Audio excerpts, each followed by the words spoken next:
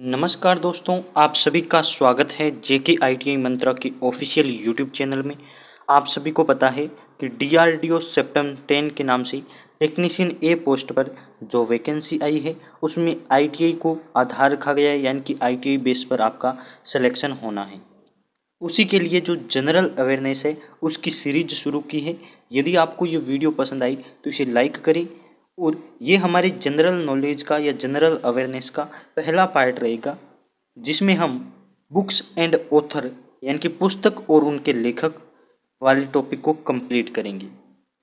General awareness में आपको question कहीं से भी पूछा जा सकता है, तो हम टॉपिक वाइज एक एक टॉपिक को क्लियर करते जाएंगे। जो इम्पोर्टेंट टॉपिक्स हैं जैसे खेल हो गया, कौन सा मंत्रालय किसके पास है, बुक्स और उसके लेखक, हम सारे टॉपिक को एक एक करके क्लियर करेंगे। हमारे साथ बने रहिए, चैनल को सब्सक्राइब कर लीजिए। डीआरडीओ की सीरीज आपको रेगुलर मिलती रहेगी, तो आप वीडियो को लाइक और चैनल को सब्सक्राइब करें। आज हम इम्पोर्टेंट जो बुक्स हैं उनके लेखक है उनकी बात करेंगे, जो 2020 से 2022 तक इम्पोर्टेंट बने हुए हैं, यानी कि 2020 से लेकर अभी तक ट्रेंडिंग में या फिर चर्चा में रहे हैं। तो चलिए शुरू कर देते हैं। आज हम 15 पुस्तक के बारे में बात करने वाले हैं। तो पहली जो आप देख रहे होंगे इस स्लाइड में आपको देखने को मिलेगा 5 क्वेश्चंस और उनके लेखक। कौन कौन सी बुक है? ये वो बुक्स हैं जो अभी चर्चा में रही है और आगे भी रह सकती है, और एग्जाम की दृष्टि से बहुत ज़्यादा इम्पोर्टेंट है। जितने भी एग्जाम हुए हैं उनमें इन्हीं बुक्स से क्वेश्चन आ रहा है। तो पहली जो है गोल्डन बॉय नीरज चोपड़ा। ये नीरज चोपड़ा पर पुस्तक लिखी है नवदीप सिंह गिल ने। तो ये आपको ध्यान रखना है कि गोल्डन बॉय नीरज चोपड़ा पुस्तक के लेखक कौन है, तो वो है नवदीप सिंह गिल। सेकंड है फियरलेस गवर्नेंस। तो ये लिखी है किरण बेदी ने, और किरण बेदी पहली आईपीएस महिला ऑफिसर है। तो ये तो आपको पता ही होगा, एग्जाम में ये क्वेश्चन बहुत बार रिपीट हो चुका है कि पहली महिला आईपीएस कौन है, तो वह किरण बेदी है, और उन्होंने पुस्तक लिखी है फियरलेस गवर्नेंस। संविधान, संस्कृति और राष्ट्र, इस पुस्तक के लेखक कौन है, तो संविधान, संस्कृति और राष्ट्र पुस्तक के लेखक है कलराज मिश्र, जो अभी राजस्थान की गवर्नर या राज्यपाल कहे जाते हैं। तो कलराज मिश्र राजस्थान के राज्यपाल हैं। उन्होंने पुस्तक लिखी है संविधान, संस्कृति और राष्ट्र। तो ये आपको ध्यान रखना है। आगे यदि हम बात करें तो वो है चेंजिंग इंडिया। चेंजिंग इंडिया पूर्व प्रधानमंत्री मनमोहन सिंह द्वारा लिखित पुस्तक है। इसके लेखक है मनमोहन सिंह। अगली जो पुस्तक आपको 5वीं नंबर दिखाई दे रही है वो है exam warriors. Exam warriors PM Narendra Modi ने लिखी है। ये एग्जाम में आपके पूछी जा सकती है, इंपॉर्टेंट पुस्तक है। अभी जो यहाँ पर आपको स्लाइड दिखाई दे रही है इसमें मैं इंपॉर्टेंट की यदि बात करूँ तो यहाँ जब इंपॉर्टेंट की बात करते हैं तो गोल्डन बॉय नीरज चोपड़ा, नवदीप सिंह, और संविधान, संस्कृति, राष्ट्र, चेंजिंग इंडिया और एग्जाम वॉरियर्स, ये ज़्यादा इंपॉर्टेंट है। तो एग्जाम वॉरियर्स नरेंद्र मोदी द्वारा लिखित पुस्तक है। अगली जो बुक है 6 नंबर की वो है संविधान, संस्कृति और राष्ट्र, आपको दिखाई दे रही होगी। इस पुस्तक के लेखक अभी हमने बात कर ली है कलराज मिश्र। एग्जाम वॉरियर नरेंद्र मोदी, और the test of my life, ये आपको देखना है, तो ये है Yuvraj Singh. The test of my life, Yuvraj Singh इसके लेखक हैं, यानी कि युवराज सिंह द्वारा लिखी गई है the test of my life. Overdraft, तो ओवर ड्राफ्ट ये उर्जित पटेल की है, जो पहले आरबीआई के गवर्नर थे। अभी आरबीआई के गवर्नर की बात करें तो वो है शक्तिकांत दास। ये आपको एग्जाम में पूछा जा सकता है, शक्तिकांत दास ये आपकी है अभी आरबीआई के गवर्नर, और पहले थे उर्जित आर पटेल। तो उर्जित आर पटेल द्वारा लिखित है ओवर ड्राफ्ट। गीता रहस्य बाल गंगाधर तिलक की पुस्तक है गीता रहस्य। 11 नंबर की जो क्वेश्चन है यानी कि बुक लिखी गई है वो है द ग्रेट इंडियन नोवेल। तो ग्रेट इंडियन नोवेल लिखी है शशि थरूर ने। शशि थरूर की पुस्तक है the great Indian novel. Wings of fire, ये एग्जाम में पूछी भी जा चुकी है और सबसे इंपॉर्टेंट बुक है wings of fire. APJ Abdul Kalam की बुक है। एपीजे अब्दुल कलाम में इसे लिखा है wings of fire. White tiger, अभी ये चर्चा में रही थी, व्हाइट टाइगर, इसे लिखा है अरविंद अडिगा ने। अरविंद अडिगा की पुस्तक है white tiger. A century is not enough, तो ये तो आपको पता ही होगा, a century is not enough Sourav Ganguly की पुस्तक है। वुहान डायरी ये ज़्यादा इम्पोर्टेंट तो नहीं है, लेकिन इतनी इम्पोर्टेंट बुक तो नहीं है वुहान डायरी, लेकिन अभी आप सभी को पता है कोविड का केस चल रहा था और कोविड के टाइम में ये वुहान डायरी उसी पे लिखी गई है। इसको लिखा है फांग फांग ने, तो आपको ध्यान रखना है फांग फांग ने लिखा है वुहान डायरी को। ये एग्जाम में पूछी नहीं जाएगी, इतनी इम्पोर्टेंट नहीं है।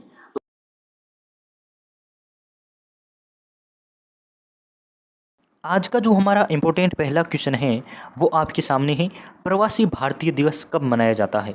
तो आप ऑप्शन देख सकते हैं, हमने 4 ऑप्शन रखे हैं और चारों का हम एक्सप्लेन करेंगे। इस एक क्वेश्चन से आपके 4 नए क्वेश्चन तैयार होने वाले हैं। आप उनको कहीं नोट कर लीजिए या फिर ये पीडीएफ आप हमारे टेलीग्राम से डाउनलोड कर सकते हैं, वहाँ ये पीडीएफ मिल जाएगी, ताकि आप इनको एक बार पढ़ लीजिए। आपके 4 क्वेश्चन होने वाले हैं। पीडीएफ में चारों का एक्सप्लेनेशन नहीं है, लेकिन हम यूट्यूब पर करवाने वाले हैं। तो यदि हम पहले ऑप्शन 10 जनवरी की बात करें, तो पहला जो आपका ऑप्शन है 10 जनवरी, इसको हम मनाते हैं विश्व हिंदी दिवस। आप लिख लीजिए विश्व हिंदी दिवस। और जब राष्ट्रीय हिंदी दिवस की बात आती है तो वह 14 सितंबर को हम सेलिब्रेट करते हैं, जो कल 14 सितंबर थी। अब है अगला क्वेश्चन, यानी कि 9 जनवरी। तो 9 जनवरी को मैं आपको बता दूं, गांधी जी दक्षिण अफ्रीका से भारत आए थे और उन्हीं के लिए हम 9 जनवरी को प्रवासी भारतीय दिवस के रूप में सेलिब्रेट करते हैं। आपका ऑप्शन नंबर बी यहाँ सही आंसर रहेगा। अगला जो ऑप्शन नंबर सी है 23 जनवरी। 23 जनवरी को हम मनाते हैं पराक्रम दिवस, और पराक्रम दिवस ये सुभाष चंद्र बोस की जयंती पर हम सेलिब्रेट करते हैं, पराक्रम दिवस 23 जनवरी। और अगला आप सभी को पता होगा 28 फरवरी, जो सीवी रमन को नोबेल पुरस्कार मिला था, उसी के लिए हम मनाते हैं विज्ञान दिवस के रूप में 28 फरवरी को। तो हमने चारों ऑप्शन को एक्सप्लेन किया है, यानी कि आपके 4 नए क्वेश्चन तैयार हो गए हैं। इसी प्रकार वीडियो को लास्ट तक देखिए, आपके 40 क्वेश्चन जरूर तैयार हो जाएंगे। दूसरा जो आपका क्वेश्चन है वो है राष्ट्रीय बालिका दिवस।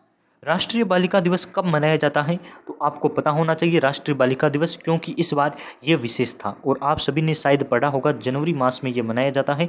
अभी आपको पता चल जाएगा। 10 जनवरी की बात करें तो अभी मैंने आपको बताया विश्व हिंदी दिवस के रूप में मनाते हैं 10 जनवरी को। 8 मार्च को अंतर्राष्ट्रीय महिला दिवस, आपको पता होना चाहिए अंतर्राष्ट्रीय महिला दिवस और राष्ट्रीय महिला दिवस कब होता है। राष्ट्रीय महिला दिवस की बात करें तो वो होता है 13 फरवरी को, और अंतर्राष्ट्रीय महिला दिवस होता है वो होता है 8 मार्च को। 24 जनवरी की यदि बात करें तो 24 जनवरी को मनाया जाता है राष्ट्रीय बालिका दिवस के रूप में। ऑप्शन नंबर यहाँ सी सही आंसर है। और 22 अप्रैल की यदि हम बात करें तो ये पृथ्वी दिवस के रूप में 22 अप्रैल को सेलिब्रेट करते हैं, और 22 मार्च को हम जल दिवस के रूप में मनाते हैं। तो अभी का ऑप्शन रहेगा 24 जनवरी राष्ट्रीय बालिका दिवस के रूप में। तीसरा जो आपका क्वेश्चन है वो है विश्व नर्स डे की कब मनाया जाता है, या विश्व नर्स डे कब मनाया जाता है, कब सेलिब्रेट किया जाता है। तीसरा क्वेश्चन है इम्पोर्टेंट क्वेश्चन है, क्योंकि डॉक्टर्स डे और नर्स डे अलग अलग रूप में मनाए जाते हैं। जब हम डॉक्टर्स डे की बात करते हैं तो वो होता है 1 जुलाई को डॉक्टर डे के रूप में। आप सभी को पता होना चाहिए डॉक्टर डे 1 जुलाई को मनाया जाता है। यदि हम 31 मई की बात करें तो ये होता है तंबाकू निषेध दिवस के रूप में मनाते हैं। 31 मई को तंबाकू निषेध दिवस। ऑप्शन नंबर सी 4 जुलाई को अमेरिका को स्वतंत्रता मिली थी, और 4 जुलाई को अमेरिका का स्वतंत्रता दिवस सेलिब्रेट किया जाता है। ऑप्शन नंबर ए इसका सही आंसर है। 22 मई को हम विश्व नर्स दिवस के रूप में मनाते हैं। अगला आपका क्वेश्चन नंबर 4 है 15 सितंबर को कौन सा दिवस मनाया जाता है। तो 15 सितंबर आपको पता होना चाहिए कौन सा दिवस है आज ही के दिन, क्योंकि आज 15 सितंबर को वीडियो तैयार किया जा रहा है। 15 सितंबर को कौन सा दिवस मनाया जाता है, तो आपको बता दें 15 सितंबर को 3 दिवस के रूप में मनाया जाता है। 15 सितंबर को एक तो होता है लोकतंत्र दिवस, दूसरा होता है जुगाड़ू दिवस, आप देख सकते हैं जुगाड़ू दिवस के रूप में मनाया जाता है 15 सितंबर को, और तीसरा होता है इंजीनियर्स डे, यानी कि इंजीनियर डे के रूप में भी 15 सितंबर को मनाया जाता है। वेरी इंपॉर्टेंट है, आपका जब भी डीआरडीओ का एग्जाम होगा अक्टूबर या नवंबर में, तब ये तीनों क्वेश्चन पूछे जा सकते हैं, क्योंकि अभी रिसेंटली एक्टिविटीज़ है 15 सितंबर 14 सितंबर ये जो अभी चल रही है, इनमें से क्वेश्चन जरूर पूछा जा सकता है। हिंदी दिवस आपको पता है कल ही था, 14 सितंबर के रूप में हमने मनाया था। संविधान दिवस 26 नवंबर को हम मनाते हैं संविधान दिवस के रूप में, और अहिंसा दिवस गांधी जी की जयंती पर 2 अक्टूबर को सेलिब्रेट किया जाता है। तो ये आपको पता होनी चाहिए। यहाँ हमने 4 और क्वेश्चन नए सीखे हैं। अगला जो आपका क्वेश्चन है, 5वां, विश्व एड्स दिवस के रूप में कब मनाया जाता है? तो आपको पता होना चाहिए विश्व एड्स दिवस 1 दिसंबर को सेलिब्रेट किया जाता है। ऑप्शन ए इसका सही आंसर है। वहीं यदि हम ऑप्शन नंबर बी की बात करें 25 दिसंबर को, तो 25 दिसंबर को हम मनाते हैं अटल जी के जन्म दिवस पर हम सुशासन दिवस के रूप में मनाते हैं। सुशासन दिवस आप लिख सकते हैं। वहीं यदि बात करें 15 अक्टूबर की, तो 15 अक्टूबर को एपीजे अब्दुल कलाम के जन्म दिवस के रूप में हम छात्र दिवस या नवाचार डे हम सेलिब्रेट करते हैं। छात्र दिवस एपीजे अब्दुल कलाम के जन्म दिवस पर आप ये लिख सकते हैं एपीजे अब्दुल कलाम के रूप में। और 14 सितंबर को अभी आपने सेलिब्रेट किया है हिंदी दिवस, आपको पता होगा। नेक्स्ट आपका क्वेश्चन है, नौसेना दिवस कब मनाया जाता है? तो नौसेना दिवस आपको पता होना चाहिए 8 अक्टूबर की यदि बात करें तो ये एयरफोर्स डे के रूप में मनाते हैं। ये आपको पता होना चाहिए। सारे डेज एक साथ आपको कहीं नहीं मिलेंगी। चैनल को सब्सक्राइब जरूर करें और वीडियो पसंद आई हो तो लाइक कर दीजिए। एयरफोर्स डे के रूप में। वहीं यदि हम बात करते हैं 4 दिसंबर की, तो ये होता है नौसेना दिवस। आपका ऑप्शन नंबर बी है सही आंसर। नौसेना दिवस के रूप में हम 4 दिसंबर को सेलिब्रेट करते हैं। 26 जुलाई की यदि बात करें तो ये कारगिल विजय दिवस के रूप में मनाया जाता है। ये आपके लिए इम्पोर्टेंट है। कारगिल विजय दिवस पाकिस्तान, और आपको पता ही होगा, ये पूरी घटना बताने की आवश्यकता नहीं है। 26 जुलाई कारगिल विजय दिवस के रूप में मनाते हैं। ऑपरेशन विजय कब चलाया गया था? तो कारगिल विजय के लिए हमने ऑपरेशन विजय को चलाया था। कुछ ऑपरेशंस हैं आपको पता होने चाहिए, वो भी मैं एक साथ करवाने वाला हूँ। चैनल को सब्सक्राइब कर लीजिए। 21 जून, ये आपको पता है योग दिवस के रूप में सेलिब्रेट किया जाता है 21 जून को। इंपॉर्टेंट दिवस यहाँ लिखा है 7वां क्वेश्चन, राष्ट्रीय महिला दिवस। तो आपको पता होना चाहिए राष्ट्रीय महिला दिवस कब। अंतर्राष्ट्रीय की बात करें तो 8 मार्च, आप ऑप्शन सभी सही करेंगी, अंतर्राष्ट्रीय महिला दिवस। वहीं यदि हम राष्ट्रीय महिला की बात करते हैं तो यह 13 फरवरी ऑप्शन की तरफ हमें जाना होता है। 13 फरवरी राष्ट्रीय महिला दिवस, और अंतर्राष्ट्रीय महिला दिवस 8 मार्च। तो 8 मार्च ज़्यादा इंपॉर्टेंट है, ये ज़्यादातर एग्जाम में पूछा जाता है। लेकिन इंपॉर्टेंट नया क्वेश्चन है राष्ट्रीय महिला दिवस 13 फरवरी, तो पूछा भी जा सकता है। लेकिन ज़्यादातर इसके ऑप्शन है कि अंतर्राष्ट्रीय महिला दिवस कब सेलिब्रेट होता है। 8 मार्च आपको पता होना चाहिए। अगला जो आपका इम्पोर्टेंट क्वेश्चन है वो है, राष्ट्रीय उपभोक्ता दिवस कब सेलिब्रेट होता है? उपभोक्ता दिवस। तो उपभोक्ता दिवस के लिए आपको 4 ऑप्शन दिए गए हैं और आपको चारों का अलग अलग एक्सप्लेनेशन कर देते हैं। तो 8वां क्वेश्चन है, राष्ट्रीय उपभोक्ता दिवस 24 दिसंबर। तो 24 दिसंबर की यदि बात करें तो इसी दिन हमारा सेलिब्रेट होता है राष्ट्रीय उपभोक्ता दिवस। ऑप्शन नंबर ए इसका सही आंसर है। वहीं 27 सितंबर की बात करें तो इसके दिन हम करते हैं विश्व पर्यटन दिवस। विश्व पर्यटन दिवस के रूप में हम मनाते हैं 27 सितंबर को। 16 दिसंबर की बात करें तो विजय दिवस, कारगिल विजय के लिए विजय दिवस आपको पता होना चाहिए 16 दिसंबर। और 16 सितंबर की यदि बात करें तो ओजोन संरक्षण दिवस के रूप में मनाया जाता है। और ओजोन में कितने ऑक्सीजन के परमाणु होते हैं? तो आपको पता होना चाहिए 3 परमाणु होते हैं। ये भी जनरल साइंस का इंपॉर्टेंट क्वेश्चन है जो आपको जनरल अवेयरनेस के क्वेश्चन में देखने को मिल सकता है। 9वां क्वेश्चन है, कारगिल विजय दिवस कब मनाया जाता है? तो अभी आपको मैंने बताया है कारगिल विजय दिवस के बारे में। ऑप्शन नंबर सी 26 जुलाई को हम कारगिल विजय दिवस के रूप में मनाते हैं। वहीं यदि हम ऑप्शन ए की बात करें 24 दिसंबर, तो अभी मैंने आपको बताया था राष्ट्रीय उपभोक्ता दिवस के रूप में हम मनाते हैं। वहीं 27 सितंबर को विश्व पर्यटन दिवस के रूप में बताते हैं। तो ये हमने अभी डिस्कस किए थे। 26 यानी कि 16 सितंबर को हम ओजोन संरक्षण दिवस के रूप में मनाते हैं। तो नया क्वेश्चन है, तीनों चारों ऑप्शन सेम है, बस 26 जुलाई आपको पता होना चाहिए कारगिल विजय दिवस के रूप में। 14 दिसंबर आपकी राष्ट्रीय उपभोक्ता दिवस, 27 सितंबर विश्व पर्यटन दिवस के रूप में, और लास्ट आपका है 16 सितंबर, तो ओजोन संरक्षण दिवस के रूप में आपके मनाया जाता है। लास्ट क्वेश्चन है अंतर्राष्ट्रीय शांति दिवस, और बहुत ज़्यादा इंपॉर्टेंट भी है अंतर्राष्ट्रीय शांति। यहाँ अभी सोशल मीडिया पर कुछ कहना आवश्यक नहीं है, लेकिन अंतर्राष्ट्रीय शांति अभी बहुत ज़्यादा आवश्यक है, तो आपको पूछा जा सकता है। लास्ट क्वेश्चन है, लास्ट तक जरूर देखिए और इस वीडियो को ज़रूर शेयर करें ताकि हमें अच्छा रिस्पॉन्स बने और हम नई वीडियोज़ आपके लिए लेकर उपस्थित होते रहें। तो आपको 8 मार्च दे रखा है, ये आप सभी को पता है, अंतर्राष्ट्रीय महिला दिवस के रूप में। 13 फरवरी राष्ट्रीय महिला दिवस के रूप में।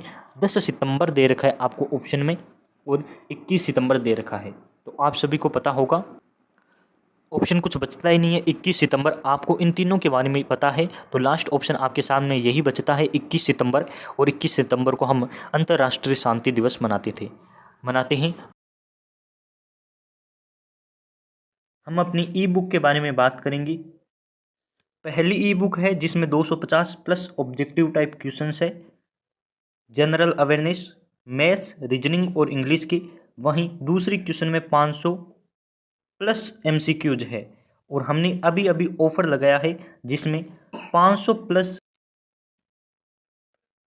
के साथ 250 प्लस ऑब्जेक्टिव टाइप क्वेश्चंस की ई बुक आपको फ्री एकदम निःशुल्क मिलेगी। यानी कि अब आपको 250 प्लस ऑब्जेक्टिव टाइप क्वेश्चंस 500 के साथ फ्री मिल रहे हैं। तो टोटल क्वेश्चन कितने हो रहे हैं आप सभी जानते हैं, 750 प्लस, यानी कि 750 क्वेश्चंस बहुत होते हैं कंपटीशन एग्जाम में। वो डीआरडीओ में तो कितने क्वेश्चन आने हैं, नॉन टेक के 40 क्वेश्चन आने हैं, वो भी जनरल अवेयरनेस के 10 क्वेश्चन।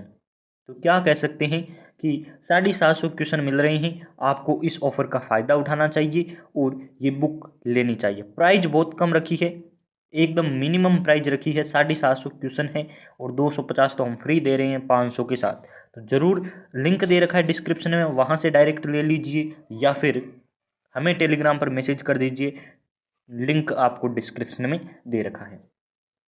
स्क्रीन पर पहला क्वेश्चन दे रखा है आपको, प्लेइंग इन माई वे किसकी पुस्तक है। बुक एंड ऑथर का हमने एक टॉपिक लगाया था जिसमें हमने आपको इंपॉर्टेंट बुक्स एंड ऑथर करवाए थे, 15 बुक्स बताई थी। और अभी जो STAB के एग्जाम में 2 बुक्स पूछी गई वो हमारी वीडियो से देखी गई। तो मैं आपको निष्कर्ष के तौर पर कहना चाहता हूँ, कोई फोर्स नहीं है। यदि आप चाहें तो हमारी प्लेलिस्ट है DRDO एंड UPPCL TG2 नाम की, उसमें विजिट कीजिए और प्लेलिस्ट की सारी वीडियोज को देख लीजिए नॉन टेक के, आपकी बेहतरीन तैयारी हो जाएगी। और मैंने अब STAB के एग्ज़ाम में ये भी प्रूव कर दिया कि क्वेश्चन यहाँ से आ रहे हैं। यदि क्वेश्चन एक भी नहीं आता तो हमारी सीरीज का कोई फ़ायदा नहीं होता और आपको देखने के लिए मैं क्यों कहता। लेकिन आप यदि चाहते हैं, अभी भी आपका एग्ज़ाम नहीं हुआ है, जाकर ज़रूर देख लीजिए। और यदि आपको विश्वास नहीं है तो STAB का क्वेश्चन पेपर उठाइए और हमारी प्लेलिस्ट से मिलान कर लीजिए, 15 क्वेश्चन उठाए गए हैं। और भी अब आपको बता देते हैं, बुक्स एंड ऑथर एक और मैं क्वेश्चन ले रहा हूँ, ये भी आपके टेक्नीशियन में आ सकता है। प्लेइंग इन माई वे किसकी पुस्तक है। तो क्वेश्चन आपके सामने है, विनोद रॉय, अरविंद अडिगा, अरुंधति रॉय और सचिन तेंदुलकर। अरुंधति रॉय मैंने ऑप्शन में इसलिए लिया क्योंकि इसकी पुस्तक STAB के एग्जाम में पूछी गई। अरुंधति रॉय की 2 पुस्तक है और मैंने आपको दोनों करवा रखी है। पहली पुस्तक है the God of small things. कौन सी है, the God of small things, इस प्रकार से the God of small things, ये पुस्तक है अरुंधति रॉय की। और दूसरी पुस्तक का नाम है आज़ादी, और ये मैंने आपको करवा रखी है बुक्स एंड ऑथर वाले चैप्टर में। और सेम पूछी गई कि गॉड ऑफ स्मॉल थिंग्स किसकी पुस्तक है। ऑप्शन नंबर आपको करना था अरुंधति रॉय।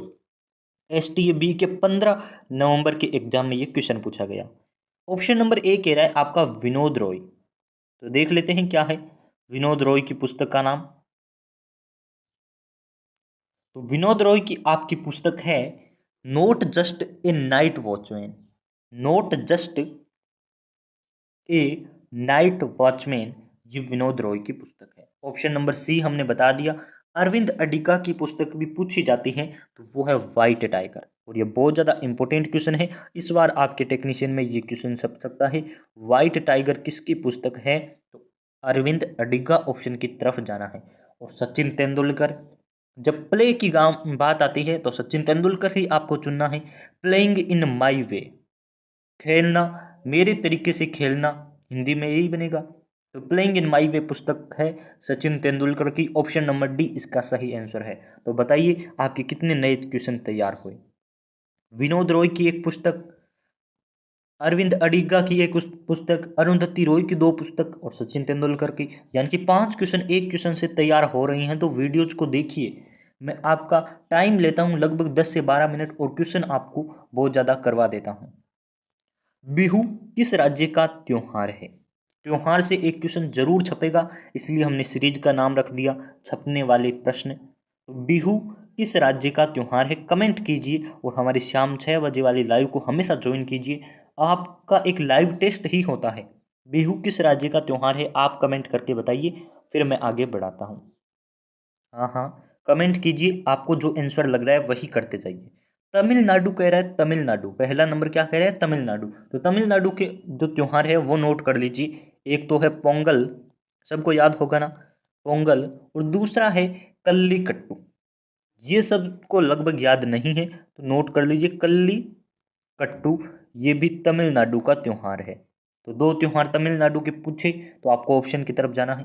केरल नंबर दे रखा है, ऑप्शन नंबर बी, केरल राज्य। तो केरल का त्योहार कमेंट कीजिए क्या है, ओणम, है ना, याद है ना सबको। इनके ज़्यादा पूछे जाते हैं, तमिलनाडु और केरल के कम बच्चों को याद होते हैं, यानी इनके ज़्यादा क्वेश्चन पूछे जाते हैं। असम दे रखा है, असम का कौन सा है, तो आप सब कहेंगे बिहू, बिहू असम का है। तो ऑप्शन में क्वेश्चन में यही पूछा है, बिहू किस राज्य का है, ऑप्शन नंबर सी की तरफ। और राजस्थान का पूछा गया अभी STA-B के एग्जाम में, तो नोट कर लीजिए गणगौर राजस्थान का है। और राजस्थान और गुजरात राज्य की त्योहार नृत्य सबको याद होते हैं क्योंकि सबसे इजी होते हैं। राजस्थान का गणगौर है, और नृत्य पूछे तो घूमर करेंगी। गुजरात का कौन सा है, तो आप अभी गरबा पूछा गया था STA-B के एग्जाम में, तो नोट कर लीजिए। यहाँ आपका ऑप्शन नंबर सी सही आंसर रहेगा, बिहू असम राज्य का त्योहार है। अभी आपके मैंने 5-6 और क्वेश्चन नए तैयार करवा दिए, 1 2 3 4 5 6 क्वेश्चन तैयार करवा दिए, यानी कि आपने 7 मिनट में 12 क्वेश्चन सीखे हैं, बहुत अच्छी बात। नेक्स्ट क्वेश्चन आपकी स्क्रीन पर है, और ये क्वेश्चन पूछा गया था 15 नवंबर 2022 की STA-B के एग्जाम में। क्वेश्चन कह रहा है शिक्षा संबंधित अनुच्छेद कौन सा है। तो शिक्षा से संबंधित अनुच्छेद मैंने आपको पहले भी करवाया है, एग्जाम से पहले करवा दिया 2 बार, अब एग्जाम के बाद और 2 बार करवा रहा हूँ, यानी कि मैं STA-B के एग्जाम से पहले मैंने इसे 2 बार करवाया, अब टेक्नीशियन ए से पहले मैं 2 बार करवा चुका हूँ और 2 बार और करवा रहा हूँ, यानी कि 4 बार ये क्वेश्चन आपके सामने आ रहा है इस चैनल के माध्यम से, यानी कि ये क्वेश्चन बहुत ज़्यादा इंपॉर्टेंट है और छप सकता है। तो क्वेश्चन कह रहा है शिक्षा संबंधित, जब भी शिक्षा आए तो आपको 2 बातें ध्यान रखनी है। एक तो 86वां संविधान संशोधन, 86वां संविधान संशोधन है कब हुआ, 2002 में हुआ। ये ऑप्शन मिले कि शिक्षा संबंधित संविधान संशोधन कौन सा है, 86वां संविधान संशोधन है, 2002 में हुआ। निःशुल्क व अनिवार्य शिक्षा को लागू किया गया, और अनुच्छेद पूछे तो आपको करना है 21A। और ये क्वेश्चन UPPCL TG2 ने 2021 में पूछा था, और DRDO 2022 में दे सकता है, बहुत ज़्यादा इंपॉर्टेंट है, नोट कर लीजिए। आगे बढ़ते हैं, चलिए एक और संविधान संशोधन आपको बता दूं क्योंकि वो भी ज़्यादा पूछा जाता है। UPPCL ने लास्ट बार पूछा था 17वां क्या कहता है, यानी कि अनुच्छेद 17 क्या कहता है, तो ये छुआछूत का अंत है, यानी कि अस्पृश्यता का अंत अनुच्छेद 17 में है। आगे जो आपकी स्क्रीन पर क्वेश्चन है वो है पहला व्यक्तिगत सत्याग्रही कौन था। तो क्वेश्चन पूछा गया STA-B के एग्जाम में और DRDO के सेम छप सकता है। तो पहले तो आप बताइए व्यक्तिगत सत्याग्रह कब हुआ, यानी कि 11 अक्टूबर 1940 को व्यक्तिगत सत्याग्रह हुआ और ये 1942 तक चला, ये भी नोट करना है। महात्मा गांधी इसमें शामिल हुए, और महात्मा गांधी के साथ 2 व्यक्ति और थे, ये क्वेश्चन पूछा जाता है कि महात्मा गांधी के साथ पहले व्यक्ति कौन थे, तो पहले व्यक्ति थे विनोबा भावे, और इन्हें कहा जाता है भूदान आंदोलन, भूदान आंदोलन के ये मेन है या फिर मुख्य है विनोबा भावे। और दूसरे व्यक्ति पूछे जाते हैं वो है जवाहरलाल नेहरू। तो 2 याद रख लीजिए, पहला व्यक्तिगत सत्याग्रह का दूसरा नाम है दिल्ली चलो आंदोलन। तो इस प्रकार से भी क्वेश्चन आ सकता है कि दिल्ली चलो आंदोलन में महात्मा गांधी के साथ दूसरे व्यक्ति कौन थे, तो करना है जवाहरलाल नेहरू, और पहले व्यक्ति विनोबा भावे आपको करना है। चलिए आगे क्वेश्चन आपकी स्क्रीन पर नया है, इंग्लिश का क्वेश्चन लिया है क्योंकि इस प्रकार के क्वेश्चन आते हैं। एनिवर्सरी की, नेसेसरी की स्पेलिंग पूछी गई तो ये भी आपके आ सकता है। Select the correct spelled word, तो बाउंड्री की स्पेलिंग दे रखी है, आपको सही वाली चेक करनी है। ये देखिए यहाँ गलत गलत और गलत, ये वाली करेक्ट है, चेक कर लीजिए। मैं आपको बोल के ही बता देता हूँ, BOUNDARY बाउंड्री होते हैं। इजीली याद कर सकते हैं। गलती यहाँ दे रखी है सब में और सब जगह सेम या सही लिखा हुआ है, तो आपको गलती पहचान करनी है।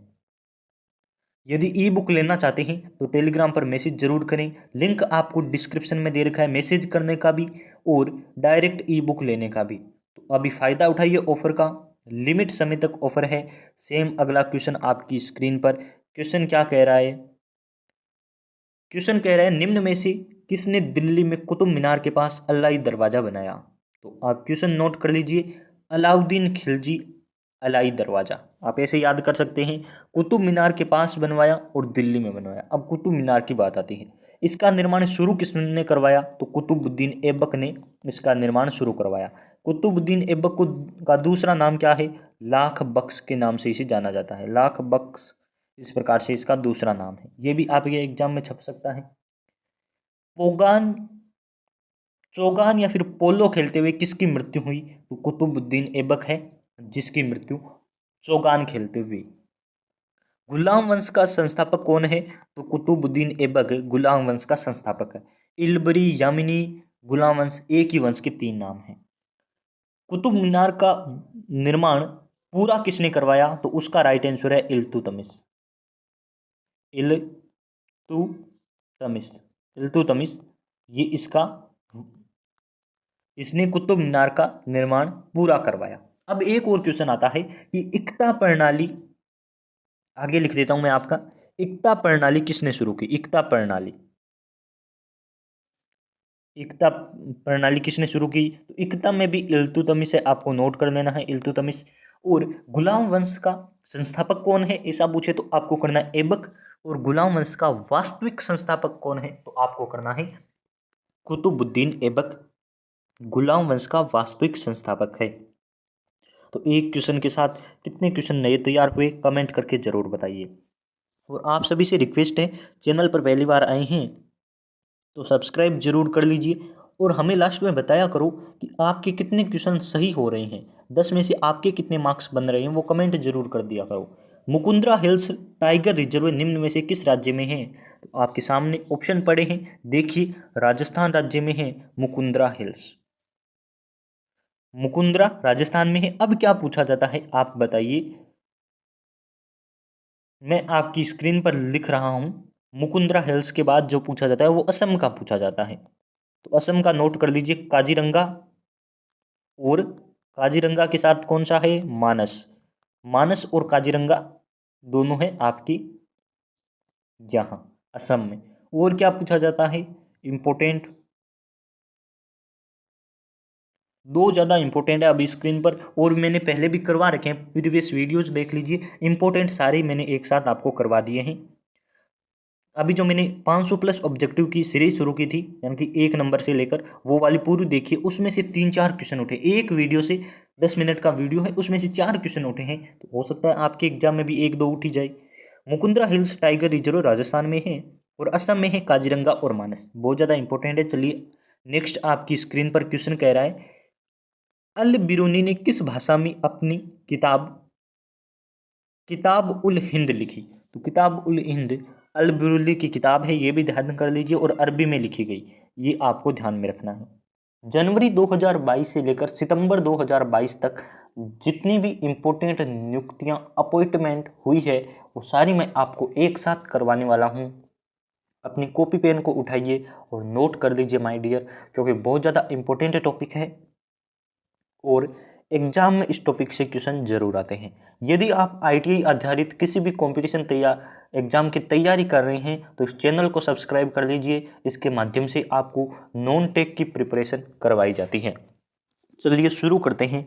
इससे पहले यदि आप हमारे चैनल पर पहली बार आए हैं तो रीजनिंग की हमने एक अलग से प्लेलिस्ट बना दी है, साथ ही हमने जनरल अवेयरनेस की अलग से प्लेलिस्ट बना दी है। यदि आप ITI आधारित किसी भी कंपटीशन एग्जाम की तैयारी कर रहे हैं तो ये वीडियो और ये चैनल आपके लिए बहुत ज़्यादा इंपॉर्टेंट है। रीजनिंग की प्लेलिस्ट में आपकी ITI आधारित सभी कंपटीशन एग्जाम के हमने क्वेश्चन प्रोवाइड किए हैं, आप उन्हें देख सकते हैं। चलिए शुरू करते हैं। स्क्रीन पर पहला आपके सामने क्वेश्चन है और आई होप आप सभी ने देख लिया होगा। क्वेश्चन देखिए क्या कह रहा है, महान्यायवादी कौन है? यानी कि 2022 में अभी अभी महान्यायवादी के तौर पर किसे अभी बनाया गया है ना, किसकी नियुक्ति हुई है? तो महान्यायवादी आपके हैं मुकुल रोहतगी। ये आपको पूछा जाता है कि महान्यायवादी कौन है, तो इनका नाम याद कर लीजिए। अभी जो रिसेंटली बने हैं वो है मुकुल रोहतगी। पूछा जा सकता है मुकुल रोहतगी किसकी जगह आए हैं, तो उनसे पहले जो थे उनका नाम है के वेणुगोपाल। आई होप आपने पहले भी ये नाम सुना है, के वेणुगोपाल। ये पहले आपके यानी कि मुकुल रोहतगी से पहले न्यायवादी थे और अब मुकुल रोहतगी के वेणुगोपाल की जगह आए हैं। यदि आपसे इसमें से 3 क्वेश्चन पूछे जा सकते हैं, वर्तमान में भारत के महान्यायवादी कौन है, तो आपको करना है मुकुल रोहतगी, है ना। वही पूछे कि मुकुल रोहतगी किसकी जगह आए हैं, तो आपको पता होना चाहिए के वेणुगोपाल की जगह। और मुकुल रोहतगी से पहले कौन थे, ऐसा क्वेश्चन आने पर भी के वेणुगोपाल आपका सही आंसर रहने वाला है। आई होप आपके यहाँ 3 नए क्वेश्चन तैयार हुए हैं। चलिए अगले क्वेश्चन की बात कर लेते हैं। सेकंड आपकी स्क्रीन पर क्वेश्चन है। क्वेश्चन क्या, मैं आपको टॉपिक ये करवा रहा हूँ, लेकिन क्वेश्चन की तरह से पढ़ने से ज़्यादा मजा आता है। देखिए क्वेश्चन आपको कह रहा है डीआरडीओ के अध्यक्ष कौन है। किसी भी कंपटीशन तैयारी कर लीजिए आप, माय डियर, डीआरडीओ आपके एग्जाम में क्वेश्चन आएगा। डीआरडीओ क्या है, कि इसके अध्यक्ष कौन है, और इसके अध्यक्ष रिसेंटली बने हैं, इसलिए ये क्वेश्चन पूछा जाता है।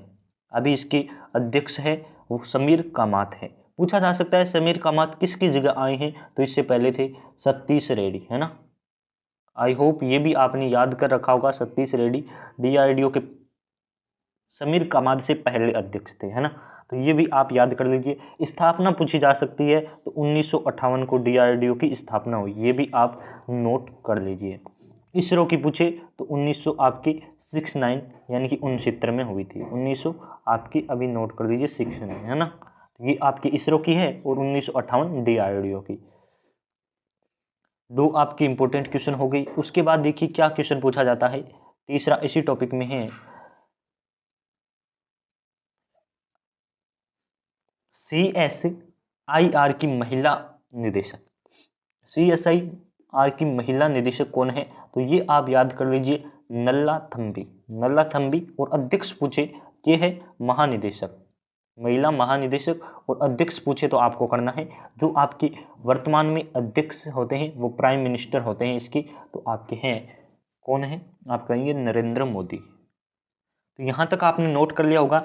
CSIR की महिला निदेशक पूछे तो आपको करना है नल्ला थम्बी, और अध्यक्ष पूछे तो आपको करना है प्रधानमंत्री इसके अध्यक्ष होते हैं। चलिए नेक्स्ट आपकी स्क्रीन पर क्वेश्चन है। डीआरडीओ के एग्जाम में इसमें से क्वेश्चन आए हुए हैं, तो वो भी मैं आपको शामिल करने वाला हूँ। केंद्रीय सतर्कता आयोग इसके अध्यक्ष कौन है, ऐसा क्वेश्चन पूछे। केंद्रीय सतर्कता आयोग, तो अभी हैं इसके केंद्रीय सतर्कता आयोग इसके हैं अभी सुरेश पटेल, जैसा कि आप स्क्रीन पर देख रहे हैं। सतर्कता आयोग इसे कहते हैं CVC। क्या कहते हैं, CVC। और इसके आयोग के जो अध्यक्ष हैं वो है सुरेश पटेल। लेकिन सुरेश पटेल से पहले भी तो पूछा जा सकता है, तो पहले थे संजय कोठारी, तो वो भी नोट कर लीजिए संजय कोठारी। ऐसा क्वेश्चन आ सकता है कि सुरेश पटेल ने किसकी जगह ली, तो आपको करना है संजय कोठारी की जगह। उपराष्ट्रपति पूछा जा सकता है, तो ये ज़्यादा इंपॉर्टेंट है क्योंकि ज़्यादातर को ये याद नहीं है, और अभी अभी राष्ट्रपति उपराष्ट्रपति नए बने हैं, तो आप याद कर लीजिए। उपराष्ट्रपति हैं जगदीश धनखड़। लेकिन इससे पहले कौन थे, तो आप सबको याद है वेंकैया नायडू थे। वेंकैया नायडू जो जगदीश धनखड़ से पहले आपकी उपराष्ट्रपति थे। राष्ट्रपति पूछे तो पहले थे आपके रामनाथ कोविंद, और अब बन गई है द्रौपदी मुर्मू। तो ये भी आप नोट कर लीजिए क्योंकि अभी अभी रिसेंटली इनकी अपॉइंटमेंट्स हुए हैं, यानी कि अभी अभी इनकी नियुक्तियां हुई है। तो ये क्वेश्चन पूरे 2022 में आप जब तक लगभग मैं कह सकता हूँ मार्च 2023 तक ये क्वेश्चन आपके लिए इंपॉर्टेंट रहेंगे। उसके बाद नई अपॉइंटमेंट हो जाती है, नई नियुक्ति हो जाती है, तो नई क्वेश्चन बनना शुरू हो जाते हैं। तो जो रिसेंटली वर्क है वो आपको याद होना चाहिए। अभी आप स्क्रीन पर देख रहे हैं ये 8वां है ना, ये अभी डीआरडीओ एग्जाम में पूछा गया था, तो इसको भी हम लाइन वाइज करेंगे। इससे पहले छठा देख लीजिए क्या कह रहा है, नीति आयोग के उपाध्यक्ष कौन है। तो नीति आयोग का उपाध्यक्ष नहीं, CEO भी डीआरडीओ STAB में यह क्वेश्चन पूछा गया था। तो उपाध्यक्ष आप याद कर लीजिए सुमन बेरी है। इसकी स्थापना कब हुई नीति आयोग की? तो आपको याद है 1 जनवरी 2015 को, 1 जनवरी 2015 को नीति आयोग की स्थापना हुई। और इसके अध्यक्ष कौन होते हैं? तो आपको पता है अध्यक्ष इसके प्रधानमंत्री होते हैं। तो अभी कौन है आपको बताने की आवश्यकता नहीं है। उपाध्यक्ष सुमन बेरी है।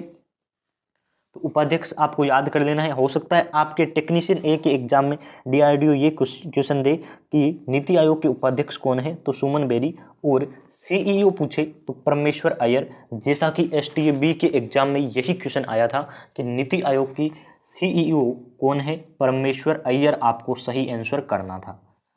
नेक्स्ट आपका है मुख्य न्यायाधीश। तो ये अभी अभी क्वेश्चन पूछा गया था कि मुख्य न्यायाधीश कौन है। 49वें नंबर के 49 नंबर के चीफ जस्टिस क्वेश्चन पूछा गया था एसटीएबी के एग्जाम में, और मैंने आपको पेपर सॉल्यूशन करवाया है तो आप वहां से भी देख सकते हैं। मुख्य न्यायाधीश अब मैं आपको सारी डिटेल इसमें देने वाला हूं।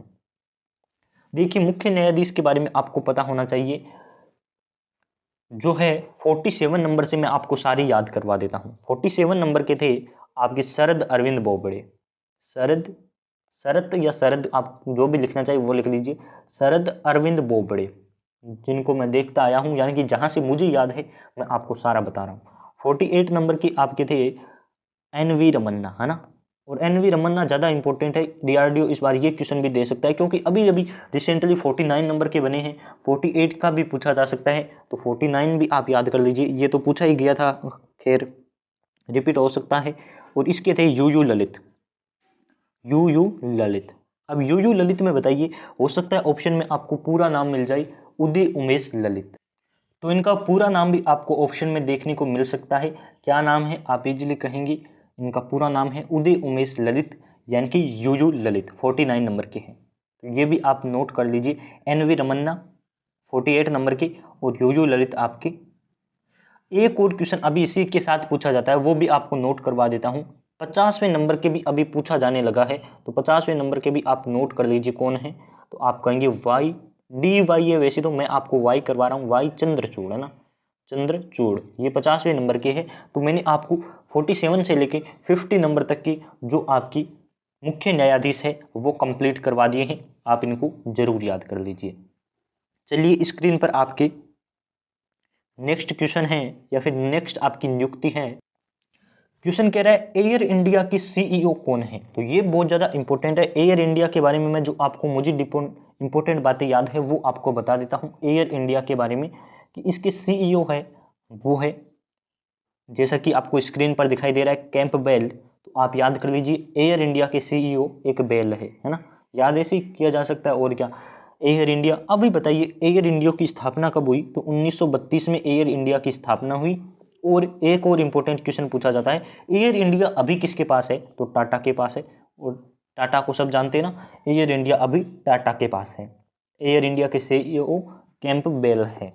1932 में इसकी स्थापना हुई, और साथ ही इसकी सीईओ याद कर लीजिए, ये क्वेश्चन में नई अपॉइंटमेंट है इसलिए याद पूछा जाता है। दिल्ली के नए उपराज्यपाल, तो ये ज़्यादा इंपॉर्टेंट क्यों है बताऊं, क्योंकि अभी अभी रिसेंटली इनकी नियुक्ति हुई है। इनसे पहले जो थे दिल्ली के, वो आप सभी को आई थिंक पता होगा, विनय कुमार सक्सेना, नाम तो आपने सुना ही होगा। विनय कुमार सक्सेना इनसे पहले थे। और अभी है अनिल बैजल, तो अनिल बैजल भी याद कर लीजिए। और इनसे पहले जो थे विनय कुमार सक्सेना, वो भी आप याद करें। त्रिपुरा के मुख्यमंत्री, तो त्रिपुरा के मुख्यमंत्री हैं मणिक शाह, मणिक शाह, इतना आप काफ़ी है। और ये आपके पूछा नहीं जाएगा, डीआरडीओ में ऐसे क्वेश्चन बिल्कुल नहीं आने वाले हैं। इससे पहले आपको बताना चाहेंगे, यदि आप आईटीआई इलेक्ट्रीशियन से कर चुके हैं, यदि आपकी थ्योरी कमज़ोर है, तो आप ये VK knowledge electrical application download कर सकते हैं। लिंक आपको डिस्क्रिप्शन बॉक्स में दे रखा है। वहाँ आपको डीआरडीओ, यूपीपीसीएल टीजी2, यूपीआरवीएनएल टीजी2 और सभी टेक्निकल एग्जाम्स के लिए थ्योरी की video classes, e notes, test series मिलेगी। आप इजीली इसे डाउनलोड कर सकते हैं और अपनी तैयारी को शुरू कर सकते हैं। यदि आपकी जनरल इंग्लिश भी कमज़ोर है, तो वहाँ आपके लिए जनरल इंग्लिश का भी कोर्स अवेलेबल है, आप ले सकते हैं। मोर इन्फॉर्मेशन के लिए आप विजिट करें, लिंक दे रखा है डिस्क्रिप्शन बॉक्स में, आप डाउनलोड कर सकते हैं। चलिए आगे बात कर लेते हैं। आगे आपकी स्क्रीन पर क्वेश्चन दे रखा है कि चुनाव आयुक्त कौन है। तो चुनाव आयुक्त ये भी पूछा गया था DRDO STAB के एग्जाम में, और आई होप आपने देखा होगा। राजीव कुमार चुनाव आयुक्त हैं। और मतदाता दिवस 25 जनवरी, किसी को कोई प्रॉब्लम तो नहीं है ना, 25 जनवरी मतदाता दिवस है ना। चुनाव आयुक्त, और पहले चुनाव आयुक्त यदि आपसे पूछे, राजीव कुमार तो अभी वर्तमान में है, पहले यदि यानी फर्स्ट वाले जो चुनाव आयुक्त पूछे तो आप सभी को याद है सुकुमार सेन है ना, सुकुमार सेन फर्स्ट आपकी चुनाव आयुक्त थे। इतना काफी है। CBSE की अध्यक्ष अभी अभी नई नियुक्ति हुई है, तो हो सकता है एग्जाम में ऐसा क्वेश्चन छप जाए कि CBSE की अध्यक्ष कौन है, तो गब्बर इजबेक निधि छब्बर। याद करने का तरीका बता रहा हूँ, और तो क्या है, देखिए CBSE की अध्यक्ष यदि आपसे पूछे तो आप ये ट्रिक याद रखें कि गब्बर इजबेक है ना, निधि छब्बर, निधि छब्बर, गब्बर इजबेक, इस प्रकार से आप इजीली याद कर सकते हैं, और तो निधि छब्बर आपको ध्यान में रखना है। नेक्स्ट आपकी स्क्रीन पर क्वेश्चन है, भारतीय थल सेना के सेनाध्यक्ष कौन है। तो ये भी DRDO STAB के एग्जाम में क्वेश्चन छपा था। भारतीय थल सेना अध्यक्ष मनोज पांडे है ना, तो मनोज पांडे आप याद कर लीजिए। भारतीय थल सेना की 29वें प्रमुख है, यानी कि 29 नंबर के आपके सेनाध्यक्ष है मनोज पांडे। और तो कुछ बताने की आवश्यकता नहीं है ना, इनको नोट जरूर करते रहिए। यदि आपका नॉन टेक एकदम कमजोर है और अभी रिसेंटली टेक्नीशियन 1 के भी एग्जाम होने वाले हैं, तो इस ई बुक को जरूर परचेज करें। लिंक दे रखा है डिस्क्रिप्शन बॉक्स में, आप डायरेक्ट ले सकते हैं।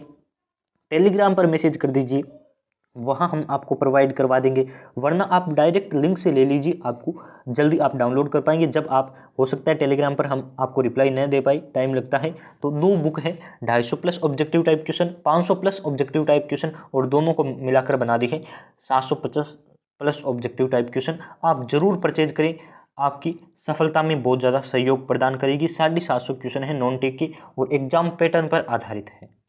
चलिए आगे क्वेश्चन की बात कर लेते हैं।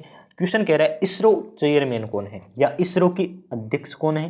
तो अभी अभी मैंने आपको रिसेंटली DRDO के साथ ही बताया था कि इसरो 1969 यानी कि 69 में स्थापना हुई है। इसके चेयरमैन या अध्यक्ष पूछे तो सोमनाथ आपको याद रखना है। इससे पहले यानी कि सोमनाथ से पहले तो जो थे वो के सिवान थे, के सिवान, वो मुझे अभी रिसेंटली याद है, तो मैं आपको बता रहा हूँ के सिवान है ना, ये आपके सोमनाथ से पहले थे। अभी सोमनाथ का जनवरी यानी कि 12 जनवरी 2022 को शायद इसरो के नए चेयरमैन नियुक्त किए गए हैं। जनवरी 2022 की बात है, 12 जनवरी 2022। ONGC की पहली महिला अध्यक्ष कौन है। तो अलका मित्तल है। ONGC आपकी oil and natural gas corp limited, इस प्रकार से फुल फॉर्म है, यानी कि ऑयल और गैस वाली है ना, तो आप इजीली याद कर सकते हैं। ONGC की पहली महिला अध्यक्ष है अलका मित्तल। नेक्स्ट आपकी स्क्रीन पर क्वेश्चन है, तटरक्षक बल के महानिदेशक कौन है। तो ये क्वेश्चन पूछा जाता है एग्जाम में, जैसे आपके मनोज पांडे जो थल सेना वाले अध्यक्ष 29 नंबर की इंपॉर्टेंट है, उसी प्रकार से ये भी इंपॉर्टेंट है। हो सकता है DRDO के टेक्नीशियन 1 के एग्जाम में ये वाला आए, तो इस पर आप स्टार लगा लीजिए। तटरक्षक बल यानी कि कोस्ट गार्ड के जो महानिदेशक है वो वीरेंद्र पठानिया है, ये आपको नोट कर लेना है। वीरेंद्र पठानिया जो आपके तटरक्षक बल के अध्यक्ष हैं है ना, महानिदेशक है। CAG का पूछा जाता है, CAG कंप ऑडिटर जनरल है ना, यही होती है ना फुल फॉर्म। तो इसके होते हैं, हिंदी में इसे बताए तो होता है नियंत्रक एंड महालेखा परीक्षक। लिखना चाहे तो वो लिख लीजिए, नियंत्रक और आप अपनी तरफ से लगा लीजिए, मैं नहीं लगाने वाला, ऐसे एंड करके छोड़ दूंगा। नियंत्रक और महानिदेशक, महानिदेशक, नियंत्रक एंड महालेखा परीक्षक है ना, महालेखा परीक्षक आप अपनी तरफ से लगा लिया करो यार, बार बार ये लो है ना, चलो अपनी तरफ से लगा लिया करो, ये हमें भी लिखने का इतना मुख्य लेखा परीक्षक है ना। नियंत्रक एंड महालेखा परीक्षक कौन है, CAG क्वेश्चन पूछा जाता है। इंग्लिश में आपको CAG लिखा हुआ मिल जाएगा, कंट्रोलर एडिटर जनरल है ना, तो ये आपको मिल जाएगा। गिरीश चंद्र मुर्मू है अभी, और गिरीश चंद्र मुर्मू बहुत ज़्यादा इंपॉर्टेंट है क्योंकि इससे क्वेश्चन बहुत बार आते हैं, तो आप इन सभी एक बार क्वेश्चन पर जरूर विजिट करें, इनको एक बार जरूर पढ़ें। CDS है ना, CDS का क्वेश्चन ज़्यादा आता है क्योंकि अभी अभी रिसेंटली आप सभी ने देखा होगा, टीवी न्यूज़ में बहुत चली है। तो CDS कौन थे, तो इसके बारे में आपको यदि पूछे कि वर्तमान में CDS कौन है, तो आपको करना है अनिल चौहान, है ना, सबको याद है ना, अनिल चौहान ये वर्तमान में है। और पहले CDS पूछे यानी कि फर्स्ट CDS तो जनरल विपिन रावत, सबको याद है, जनरल विपिन रावत पहले CDS थे, चीफ डिफेंस स्टाफ। और अभी जो है वर्तमान में वो है अनिल चौहान। यदि ऐसा पूछे कि दूसरे CDS कौन है, तब भी अनिल चौहान, और पहले थे आपकी विपिन रावत। 20वां है मुख्य वैज्ञानिक सलाहकार। मुख्य वैज्ञानिक सलाहकार में आपको याद रखना है, पहले थे आपके विजय राघवन, और अब विजय राघवन की जगह आपको अजय कुमार सूद बना दिया गया है। तो विजय राघवन और अजय कुमार सूद दोनों याद कर लीजिए, राघवन पहले थे, अब सूद है ना, अजय कुमार सूद है। तो आप इनको भी एक बार जरूर विजिट करें। मुख्य आर्थिक सलाहकार कौन है, तो मुख्य आर्थिक सलाहकार में पहले आपके कृष्णमूर्ति सुब्रमण्यम थे, जिन्हें हम कहते हैं के सुब्रमण्यम, है ना, सबने सुना है क्या, के सुब्रमण्यम, जो पहले थे, और अब उनकी जगह है अनंत नागेश्वर। तो ये इंपॉर्टेंट नियुक्तियां हैं 2022 की, जो मैंने आपको एक साथ करवाने की कोशिश की है। आप यदि चैनल पर पहली बार आए हैं तो इसे सब्सक्राइब कर लीजिए। PDF डाउनलोड करने के लिए लिंक आपको डिस्क्रिप्शन में दे रखा है, एक बार जरूर विजिट करें और इन क्वेश्चन को एक बार नोट कर लीजिए। किसी भी प्रतियोगी परीक्षा की यदि आप तैयारी कर रहे हैं ITI आधारित, तो आपके लिए बहुत ज़्यादा इंपॉर्टेंट रहने वाले हैं।